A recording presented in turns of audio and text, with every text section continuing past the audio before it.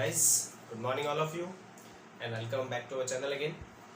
हम डिस्कस कर रहे थे काइनेमेटिक्स के बारे में यानी शुद्ध गतिकी के बारे में, जिसमें हम तीसरा और चौथा चैप्टर कंबाइंडली डिस्कस कर रहे हैं, जो है सरल रेखा में गति और समतल में गति। लास्ट लेक्चर में हमने डिस्कस किया था कि सदिशों को जोड़ने के कुछ पर्टिकुलर नियम होते हैं और उन्हीं नियमों के बारे में हम चर्चा कर रहे थे, जिसमें से वेरी फर्स्ट लॉ जो है, जिसे हमने सदिश संयोजन का त्रिभुज नियम यानी triangular law of vector addition कहा था, उसके बारे में डिस्कस किया था। और उस नियम के आधार पर हम किन्हीं दो सदिशों को जोड़ सकते हैं और दो सदिशों को जोड़ने के बाद उनका जो रिजल्टेंट वेक्टर आता है, उनका जो परिणामी सदिश आता है, वो हमने त्रिभुज नियम से फाइंड आउट किया था। और उसी के साथ हमने उस त्रिभुज नियम की वैलिडिटी को भी चेक किया था कि वास्तव में जब दो सदिशों को त्रिभुज नियम से जोड़ा जाता है तो क्या उनका परिणामी सदिश त्रिभुज की तीसरी भुजा द्वारा उल्टे क्रम में प्रदर्शित होता है या नहीं। उसके लिए मैंने इस ग्राफ पेपर जैसे अरेंजमेंट पे दो सदिशों को जोड़ा था और उसके बाद इसका परिणामी सदिश फाइंड आउट किया था। तो हमने देखा था कि वास्तव में जब दो सदिशों को हम त्रिभुज नियम से जोड़ते हैं तो उनका परिणामी सदिश त्रिभुज की तीसरी भुजा द्वारा उल्टे क्रम में प्रदर्शित होता है। आज के इस वीडियो लेक्चर में हम सदिश संयोजन के दूसरे नियम के बारे में डिस्कस करेंगे, जो है समांतर चतुर्भुज का नियम यानी parallelogram law of vector addition. अब ये समांतर चतुर्भुज का जो नियम है सदिशों को जोड़ने का, ये भी दो सदिशों के लिए ही यूज किया जाता है। जब हमें दो सदिशों को जोड़कर उनका परिणामी सदिश ज्ञात करना होता है तो हम या तो सदिश संयोजन का त्रिभुज नियम यूज कर सकते हैं या फिर हम सदिश संयोजन का समांतर चतुर्भुज का नियम यूज कर सकते हैं। दोनों ही नियमों से हम दो सदिशों को जोड़कर उनके परिणामी सदिश को फाइंड आउट कर सकते हैं। तो चलिए शुरू करते हैं आज का सेशन। हम बेसिकली डिस्कस कर रहे हैं लॉज ऑफ वेक्टर एडिशन के बारे में। लॉज ऑफ वेक्टर एडिशन यानी सदिश संयोजन के नियमों के बारे में डिस्कस कर रहे हैं, जिसमें हमने पहला नियम सदिश संयोजन का त्रिभुज नियम पढ़ लिया है। आज हम डिस्कस करेंगे सदिश संयोजन का समांतर चतुर्भुज का नियम। ठीक है, हम डिस्कस करने वाले हैं सदिश संयोजन का समांतर चतुर्भुज का नियम। समांतर चतुर्भुज का नियम, जिसे हम कहते हैं parallelogram law of vector addition.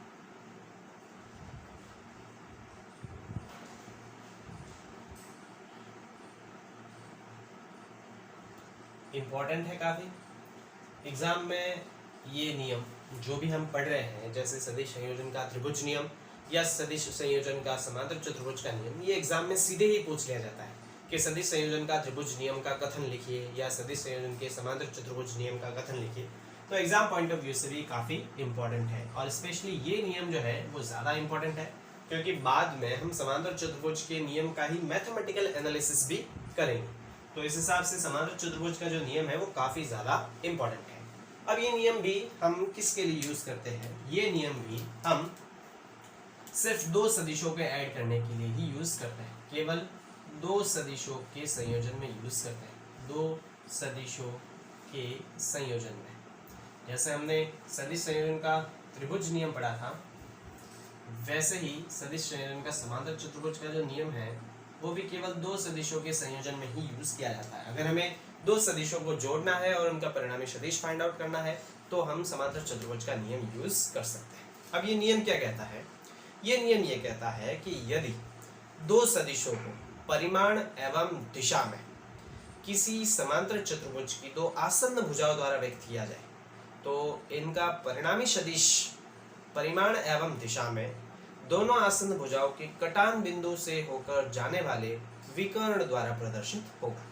पहले हम ये नियम लिख लेते हैं, उसके बाद इस नियम को समझते हैं और देन आफ्टर हम इसका भी वैलिडेशन देखेंगे कि क्या ये नियम सच है और क्या हम दो सदिशों को समांतर चतुर्भुज नियम द्वारा जोड़ने पर उनका परिणामी सदिश प्राप्त कर सकते हैं या नहीं। तो देखिए, पहले हम इस नियम को लिख लेते हैं। तो इसके अनुसार यदि किन्हीं दो सदिशों को, यदि किन्हीं दो सदिशों को, मैं बता चुका ये दो सदिशों को ही जोड़ने के काम आता है, तो यदि किन्हीं दो सदिशों को परिमाण एवं दिशा में, परिमाण एवं दिशा में किसी, परिमाण एवं दिशा में किसी समांतर चतुर्भुज की दो आसन्न भुजाओं द्वारा व्यक्त किया जाए, आसन्न मतलब एडजेसेंट, पास पास वाली, दो आसन्न भुजाओं द्वारा व्यक्त किया जाए,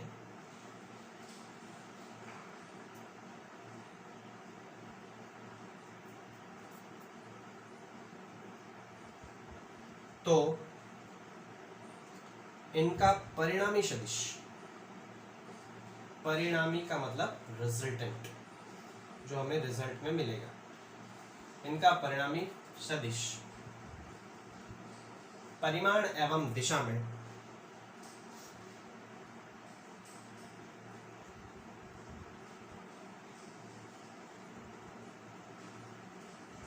आसन्न भुजाओं के कटान बिंदु से, कटान बिंदु या मिलान बिंदु, कटान बिंदु से गुजरने वाले विकर्ण द्वारा प्रदर्शित होगा, विकर्ण द्वारा प्रदर्शित होगा। ठीक है, इसे हम कहते हैं समांतर चतुर्भुज का नियम। पहले नियम देख लेते हैं क्या है। यदि किन्हीं दो सदिशों को परिमाण और दिशा में, परिमाण का मतलब होता है वैल्यू, परिमाण एवं दिशा में किसी भी समांतर चतुर्भुज की दो आसन्न भुजाओं द्वारा व्यक्त किया जाए। आसन्न भुजा का मतलब होता है पास पास जो भुजाएं होती है उन्हें अपन आसन्न भुजा कहते हैं। तो अगर दो सदिशों को हम किसी समांतर चतुर्भुज की दो आसन्न भुजाओं द्वारा व्यक्त करें, पास पास वाली भुजाओं द्वारा व्यक्त करें, तो इनका जो रिजल्टेंट आएगा, इनका जो परिणामी सदिश आएगा, इनका जो रिजल्ट वेक्टर आएगा, वो इन आसन्न भुजाओं के कटान बिंदु से, कहां से, कटान बिंदु से या मिलान बिंदु से गुजरने वाले विकर्ण द्वारा प्रदर्शित होगा। किसके द्वारा प्रदर्शित होगा? विकर्ण यानी डायगोनल द्वारा प्रदर्शित होगा। अब इस नियम को अपन समझ लेते हैं कि ये नियम कहता क्या है। ठीक है, तो मान लेते हैं कि हमारे पास दो सदिश दे रखे हैं। लेट हमारे पास एक सदिश दे रखा है ए सदिश, इस प्रकार का है, और इस सदिश में हमें इस बी सदिश को जोड़ना है। ठीक है, मान लेते हैं हमारे पास दो सदिश दे रखा है, एक तो है ए सदिश और एक है बी सदिश। तो इस ए सदिश में इस बी सदिश को हमें जोड़ना है, और इनको जोड़ने पर हमें जो रिजल्टेंट आएगा वो हम आर सदिश कह देते हैं। तो आर सदिश बराबर है ए सदिश प्लस बी सदिश, मतलब ए सदिश में हमें बी सदिश को जोड़ना है, और ए सदिश में बी सदिश को जोड़ने पर हमें जो रिजल्टेंट सदिश मिलेगा उसे हमने कहा आर सदिश। तो इन दो सदिशों को हम समांतर चतुर्भुज नियम के अनुसार किस प्रकार से जोड़ सकते हैं? ये नियम ये कहता है कि हमें इन दोनों सदिशों को किसी समांतर चतुर्भुज की आसन्न भुजा द्वारा व्यक्त करना है। तो मैंने बताया था कि किसी भी सदिश को उसके परिमाण और दिशा में परिवर्तन किए बिना हम स्पेस में कहीं भी स्थानांतरित कर सकते हैं। तो हमें किस प्रकार से इसको स्थानांतरित करना है, समझिए आराम से। समांतर चतुर्भुज के नियम के अनुसार इसको जोड़ने के लिए हमें ए सदिश में बी सदिश को जोड़ना है। तो कैसे जोड़ेंगे? पहले अपन ए सदिश बनाएंगे। तो मैंने यहाँ पे ए सदिश बना देना, इसका परिमाण और दिशा परिवर्तित किए बिना, चेंज किए बिना हम इसको कहीं भी स्थानांतरित कर सकते हैं। मैंने यहाँ पे इसको स्थानांतरित किया यहाँ पे। ठीक है, तो मैंने ये बना दिया ए सदिश, ये मैंने क्या बना दिया? ए सदिश बना दिया। अब ये ए सदिश आ गया। बी सदिश को इसमें जोड़ने के लिए हम क्या करेंगे, किस प्रकार जोड़ेंगे कि इस ए सदिश की पूंछ पे बी सदिश की भी क्या आवे? पूंछ आवे। ठीक है, ये त्रिभुज नियम नहीं है, समांतर चतुर्भुज का नियम है। पहले हमने ए सदिश बना दिया, उसके बाद इस बी सदिश को ए सदिश में कैसे जोड़ेंगे कि इस ए सदिश की पूंछ पे बी सदिश की भी क्या आवे? पूंछ आवे। ठीक है, तो इस बी सदिश को यहाँ से मैं यहाँ स्थानांतरित कर देता हूँ, मेरे पास ये आ जाएगा बी सदिश। बना दिया मैंने, ये मैंने क्या बना दिया?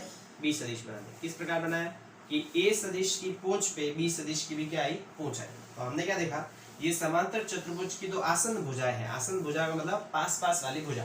पूरा समांतर चतुर्भुज अगर हमें बनाना हो तो हम किस प्रकार बनाएंगे? पूरा समांतर चतुर्भुज बनाने के लिए जितना ए सदिश यहाँ दे रखा है उतना का उतना हम यहाँ बनाएंगे। तो हमारे पास ए सदिश जितना इतना दे रखा है उतना का उतना हम यहाँ पे भुजा बना देते हैं। तो मैंने उतनी की उतनी लंबाई की यहाँ पर भी एक भुजा बना दी इस प्रकार से, और इसका नाम ये भी ए सदिश के बराबर ही तो आएगा।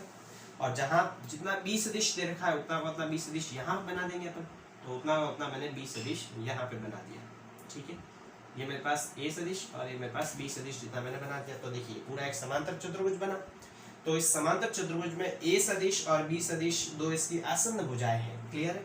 तो अब ए सदिश और बी सदिश का जो परिणामी सदिश आएगा वो कैसे प्राप्त होगा? इन आसन्न भुजाओं के कटान बिंदु से, इनका कटान बिंदु कहाँ है? यहाँ पर है। तो इनके कटान बिंदु से गुजरने वाले विकर्ण द्वारा प्रदर्शित होगा। तो इसके कटान बिंदु से विकर्ण कैसे गुजरेगा? ये वाला विकर्ण गुजरेगा यहाँ से इस प्रकार। तो ये जो विकर्ण गुजर रहा है इनके कटान बिंदु से, वो इसका परिणामी सदिश होगा। क्या होगा? परिणामी सदिश। यही समांतर चतुर्भुज का नियम है। वापस एक बार समझ लीजिए कि किन्हीं भी दो सदिशों को हम अगर समांतर चतुर्भुज की तो आसन्न भुजाओं द्वारा व्यक्त करें, ए सदिश को मैंने बना दिया, उसके बाद इसमें बी सदिश को कैसे जोड़ेंगे? ए सदिश की पूंछ पे बी सदिश की भी क्या आनी चाहिए? पूंछ आनी चाहिए। तो ये दो आसन्न भुजाएं आ गई समांतर चतुर्भुज की। इस ए सदिश जितना हम ऊपर बनाएंगे और बी सदिश जितना यहाँ पे बनाएंगे तो पूरा समांतर चतुर्भुज बन जाएगा। फिर इस ए सदिश और बी सदिश को जोड़ने पर जो परिणामी सदिश आएगा वो कैसे व्यक्त होगा? इन दोनों के कटान बिंदु से होकर जाने वाले विकर्ण द्वारा। तो इन दोनों के कटान बिंदु से ये विकर्ण होके जा रहा है, तो ये विकर्ण किसको प्रदर्शित करेगा? ये विकर्ण इन दोनों के परिणामी सदिश को व्यक्त करेगा, जिसमें मैंने आर सदिश का है, और ये आर सदिश किसके बराबर आएगा? ए सदिश प्लस बी सदिश के बराबर। तो ये सदिश संयोजन का समांतर चतुर्भुज का नियम है गाइस। कौन सा नियम है? समांतर चतुर्भुज का नियम। बस इसमें जोड़ना आपको आना चाहिए। किस प्रकार से मैंने बताया कि ए सदिश में बी सदिश को कैसे जोड़ेंगे? ए सदिश में बी सदिश को जोड़ने के लिए हम पहले ए सदिश बनाएंगे और बी सदिश इस प्रकार बनाएंगे कि ए सदिश की पूंछ पे इस बी सदिश की भी पूंछ है। दोनों आसन्न भुजाएं हो गई, तो इनके कटान बिंदु से जो विकर्ण गुजरेगा वो इन दोनों के परिणामी सदिश को व्यक्त करेगा। तो ये तो हमने सदिश संयोजन का समांतर चतुर्भुज का केवल नियम देख लिया। अब वास्तव में ये नियम सच है या नहीं, इसके लिए हम क्या करते हैं, हम यहाँ पे जो ग्राफ पेपर का अरेंजमेंट दे रखा है, यहाँ पर हम सदिशों को वास्तव में जोड़ के देखते हैं कि क्या दो सदिशों को समांतर चतुर्भुज नियम से जोड़ने पर उनका परिणामी सदिश विकर्ण द्वारा प्रदर्शित होता है या नहीं। ठीक है, तो हम एक एग्जाम्पल ले लेते हैं। इस पूरे को आप लिख लीजिएगा और इसका स्क्रीनशॉट ले लीजिएगा। ठीक है, चलिए तो हम इसका एक एग्जाम्पल ले लेते हैं। मान लेते हैं लेट हमारे पास जो ए सदिश दे रखा है वो हम मान लेते हैं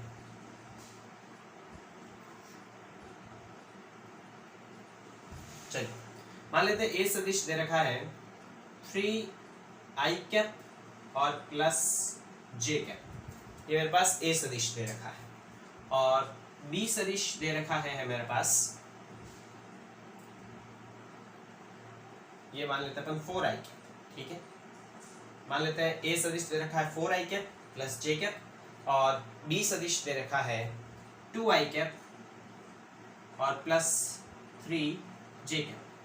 ये मान लेते हैं मेरे पास दो सदिश दे रखे हैं। ए सदिश दे रखा है 4i cap plus j cap, यानी x अक्ष के अनुदिश हमारे पास 4 है, y अक्ष के अनुदिश 1, और बी सदिश दे रखा है x अक्ष के अनुदिश 2, y अक्ष के अनुदिश 3। यहाँ पर ये पॉजिटिव x अक्ष है तो इसके अनुदिश इकाई सदिश क्या होता है? i कैप होता है, और y अक्ष के अनुदिश इकाई सदिश क्या होता है? j कैप होता है। ये नेगेटिव y है, इसके अनुदिश माइनस y माइनस j और इसके अनुदिश माइनस i होता है। हम आगे इस माइनस वाले के भी डिस्कशन करेंगे।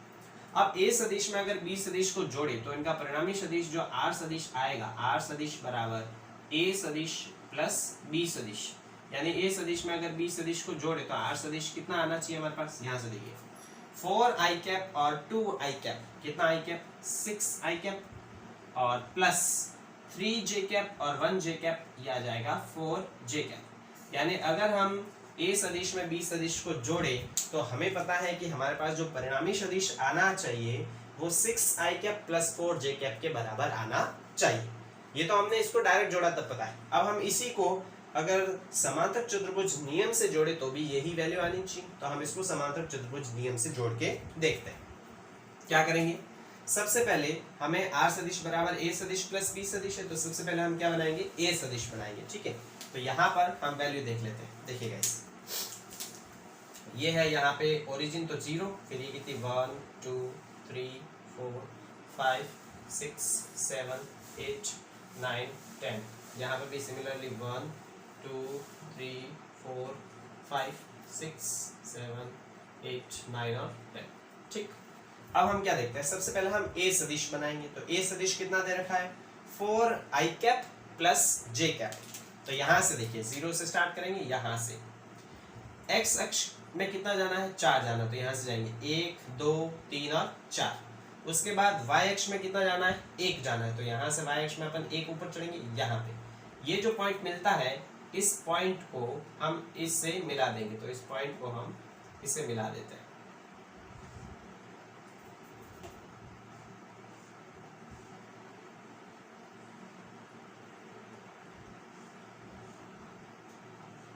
ये मिला दिया।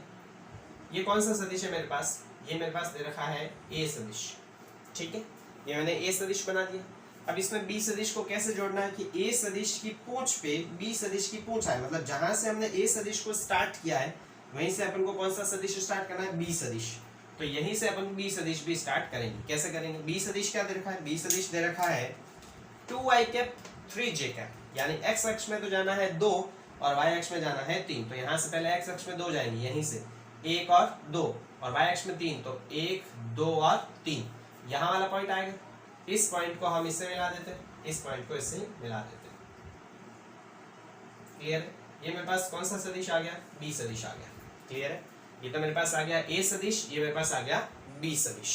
अब हमें क्या करना होता है, जितना ए सदिश मैंने यहाँ बनाया है उतना का उतना हमें यहाँ बनाना होता है, जहां बी खत्म हो रहा है वहां उतना का उतना हमें ए बनाना होता है। ठीक है, तो यहाँ पर हम क्या करेंगे, यहाँ इस पॉइंट पर हम जितना ए है उतना का उतना ए यहाँ पर भी बनाएंगे। ए कितना है, 4i और 1j, मतलब यहाँ अपन को 4 तो x में जाना है, x अक्ष के अनुदिश 4 और y अक्ष के अनुदिश 1। तो यहाँ से x अक्ष के अनुदिश जाएंगे 4, 1 2 3 और 4, और y में 1। यहाँ पे ये जो पॉइंट आएगा इसको हम डॉट लाइन से मिलाएंगे। किसे मिलाएंगे, डॉट लाइन से। ठीक है, ये मैंने बना दिया इसको डॉट लाइन से, ये बनाया। सिमिलरली जितना बी यहाँ पे दे रखा है उतना का उतना बी यहाँ पे बनाना है ए के शीर्ष से। तो ए का शीर्ष यहाँ है, यहाँ अपन को बी बनाना है। बी कितना दे रखा है, 2i 3j, मतलब यहाँ x अक्ष में कितना जाना है, 2, तो यहाँ से जाएंगे 1 और 2, और y अक्ष में 3, तो 1 2 और 3। इसको भी हम किसे मिलाएंगे, डॉट से मिलाएंगे। क्लियर है, ये मैंने मिला दिया, इसको भी किसे, डॉट से। तो ये देखिए पूरा एक समांतर चतुर्भुज बना मेरे पास। अब ए सदिश और बी सदिश का जो परिणामी सदिश है वो हमें किससे प्राप्त होता है, वो इन दोनों के कटान बिंदु से होकर गुजरने वाले विकर्ण द्वारा प्रदर्शित होता है। तो हम इसके कटान बिंदु यहाँ से ये जो विकर्ण है इसको मिला देंगे। तो इसके विकर्ण को हम मिला देते हैं, ये मैंने इसके विकर्ण को मिलाया। क्लियर है, ये मेरे पास आ जाएगा इसका परिणामी सदिश आर सदिश।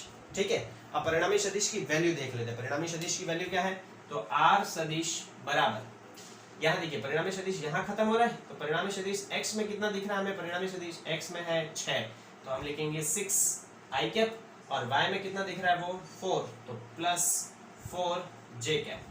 ठीक है, हमने क्या देखा था, जोड़ने पर कितना आना चाहिए था, 6i प्लस 4j, और जब हमने समांतर चतुर्भुज नियम से इसको जोड़ा तब भी ये कितना आता है, 6i cap plus 4j cap. इसका मतलब दो सदिशों को हम समांतर चतुर्भुज नियम के अकॉर्डिंग जोड़ सकते हैं, और उनका परिणामी सदिश जो है वो समांतर चतुर्भुज के विकर्ण द्वारा प्रदर्शित होगा। क्लियर गाइस, चलिए तो ये हमने किसके बारे में डिस्कस कर लिया, ये हमने सदिश संयोजन के समांतर चतुर्भुज नियम के बारे में डिस्कस किया। वापस बता देता हूँ, इस नियम द्वारा दो सदिशों को ही जोड़ा जा सकता है। दो सदिशों को अगर हम समांतर चतुर्भुज की दो आसन्न भुजाओं द्वारा व्यक्त करें तो परिणामी सदिश विकर्ण द्वारा प्रदर्शित होता है। ये तो नियम हो गया, और ये इसका वेरिफिकेशन हो गया कि वास्तव में जब दो सदिशों को जोड़े तो ये आना चाहिए। हमने जब समांतर चतुर्भुज नियम से जोड़ा इनको तब भी हमारे पास वही वैल्यू आती है, मतलब समांतर चतुर्भुज का जो नियम है वो एग्जैक्टली करेक्ट है। हम इसके द्वारा दो सदिशों को जोड़कर उनका परिणामी सदिश फाइंड आउट कर सकते हैं। तो आज के लेक्चर में इतना ही। इससे आगे हम डिस्कस करेंगे सदिशों को जोड़ने के बहुभुज के नियम के बारे में। हमने त्रिभुज नियम और समांतर चतुर्भुज का नियम जो पढ़ा उसमें हम केवल दो सदिशों को जोड़कर उनके परिणामी सदिश को फाइंड आउट कर सकते हैं, लेकिन अगर हमारे पास दो से ज्यादा सदिश दे रखे हो तो हम उसको बहुभुज नियम से जोड़ते हैं। तो उसके बारे में डिस्कस करेंगे हम हमारे अगले वीडियो लेक्चर में। तो मिलते हैं गाइस अगले वीडियो में। Thank you so much.